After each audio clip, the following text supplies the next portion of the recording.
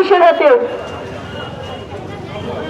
তারা হচ্ছে কি করে ছাড়া পেয়ে গেল, কারা তাকে ছেড়ে দিল, আমরা নির্দিষ্টভাবে জানতে চাই।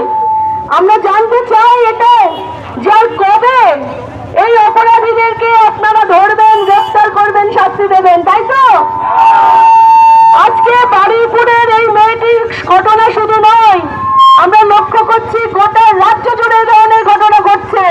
তাহলে অপরাধীদের কোথাও শাস্তি হচ্ছে না। আমাদের মাননীয় মুখ্যমন্ত্রী বলেছিলেন যে তিনি নাকি যাদের এই ঘটনা ঘটাবে তাদের সাথে সাথে শাস্তি দেবেন। আমরা জানতে চাই ঘটনা ঘটার পরে অনেকগুলো ঘন্টা কেটে গেল, শাস্তি কোথায় হলো? শাস্তি ছেড়ে দিন, গ্রেফতার কোথায় হলো? প্রশাসন কি ভূমিকা নিচ্ছেন? এই প্রশ্নগুলো করার জন্য আমরা ডেপুটেশনে যাব, কিন্তু ততক্ষণ এখানে আমাদের বিক্ষোভ কর্মসূচি চলবে। আমরা এখনো আইনের ওপর, প্রশাসনের ওপর ভরসা রাখতে চাই। আমরা এই কথা বলতে চাই যে আমরা এখনো মনে করি প্রশাসন তার যে দায়িত্ব, সে দায়িত্ব তারা পালন করবেন, কারণ জনগণের টাকায় তারা উত্থিত পড়ে আছেন।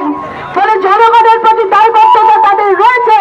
ফলে একটা ছোট্ট মেয়ে, তার সাথে যে নৃশংস ঘটনা ঘটে গেল, সেই ঘটনার বিচার তারা করবেন, এটা আমরা এখনো আশা করি।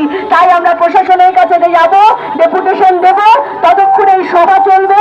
আমি এই জেলার সেক্রেটারি মহিলা সমিতির কমরেড চন্দনা বাগচি এবং প্রেসিডেন্ট কমরেড মিলি চক্রবর্তী, তাদের হাতে আমি মাইক তুলে দিচ্ছি রাজ্যের সেক্রেটারি হিসেবে।